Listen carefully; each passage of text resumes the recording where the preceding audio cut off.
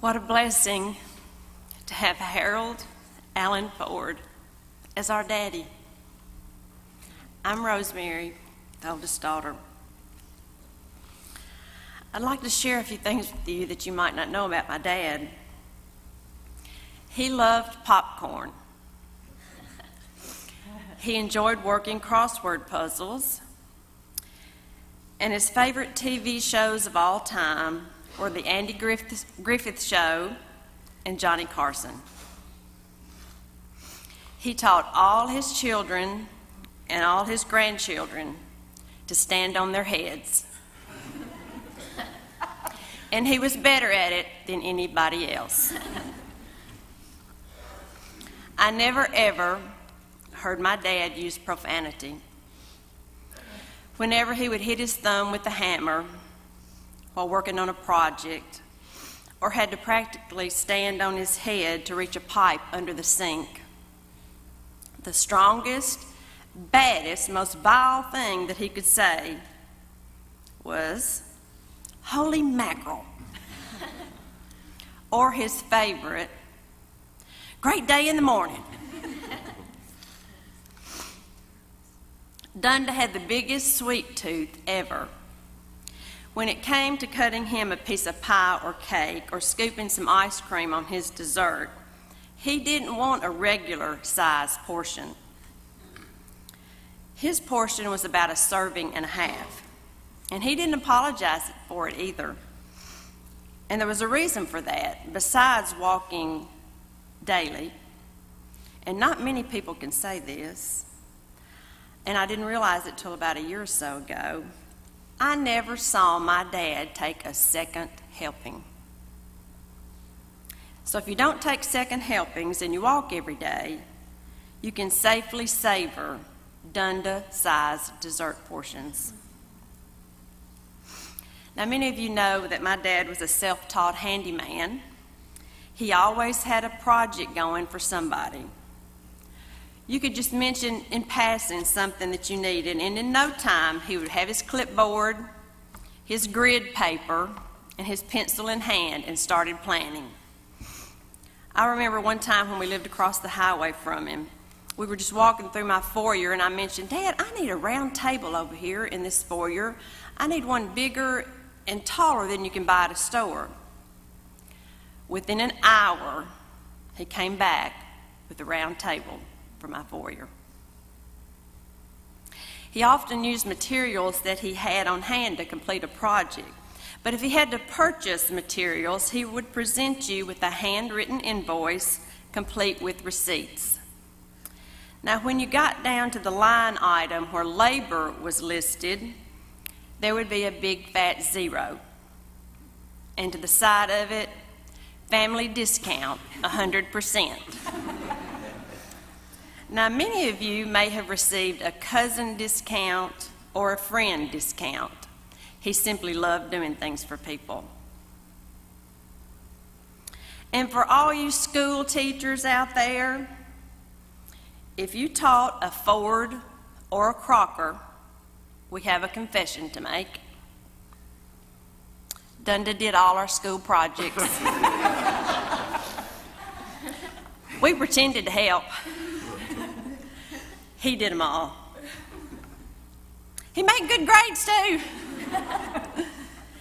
And I'm pretty sure with all the schoolwork he did, he earned his doctorate. Dad possessed so many saintly qualities.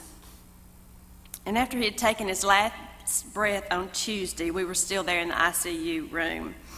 And someone mentioned that Dunda was at the pearly gates with Jesus.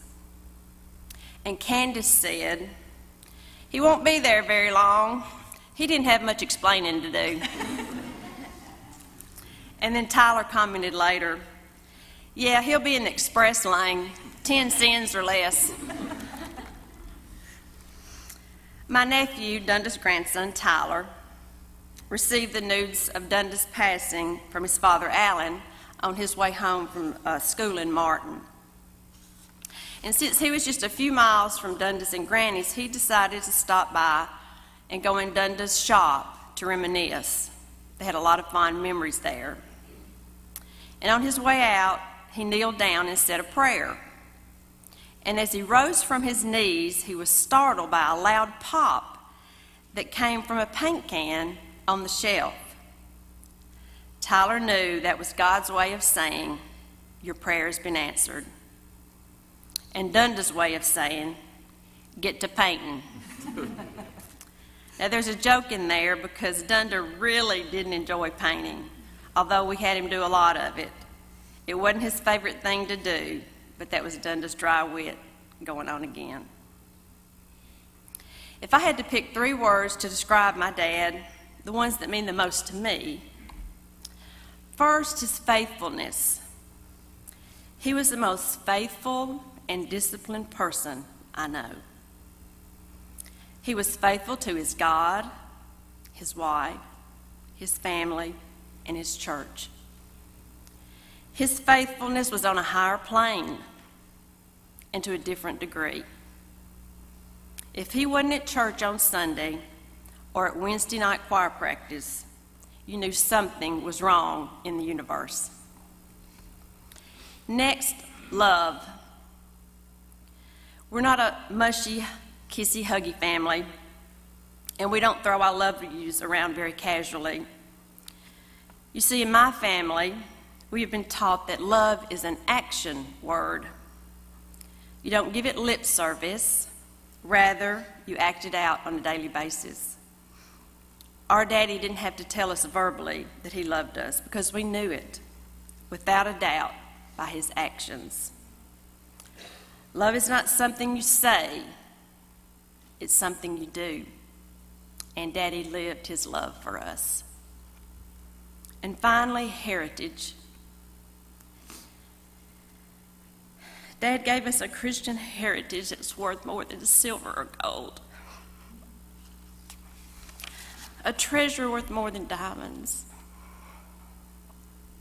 From our great-grandparents to our grandparents to Dunda and Granny, a great Christian heritage.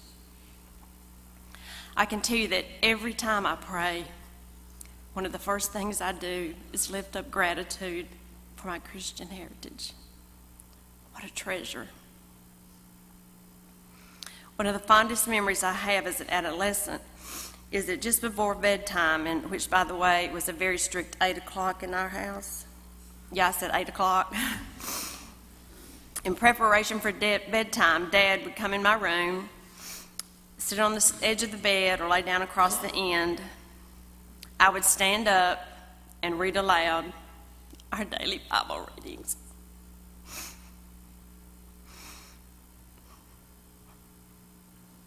What a memory. What a gift. What a heritage. Faithfulness, love in action, and Christian heritage. Pass it on. I'd like to end by sharing a verse with you, and this is a treasure that God gave me by way of Aunt Dean, Daddy's sister. I found it on a plaque in a box of Aunt Dean's belongings after she passed away, and it's meant a lot to me in times of crisis, and I'd like to offer it to you for comfort and strength, to my family and our cherished friends during this time of crisis.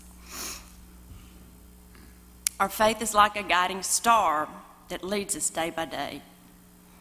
In everything we try to do, our faith shall light the way. So never lose this precious gift that lifts our heart, and then it gives the special courage that we need to try again. Our Daddy is our guiding star,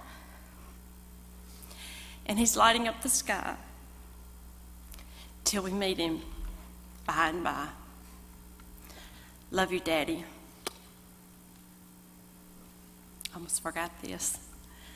This is a little dog that, a Yorkie. Daddy loved our little Yorkies, and Carson, my grandson, Dunda's great-grandson, had it made for him. And let me tell you what it says. I'm gonna squeeze it. I accidentally did a while ago. And it says, "Dunda, I love you. Hope you get to feeling better. Love, Carson and Jason and Candace." And when he was I guess the last time he opened his eyes was when Mom played this in his ear and he jumped and opened his eyes on his deathbed.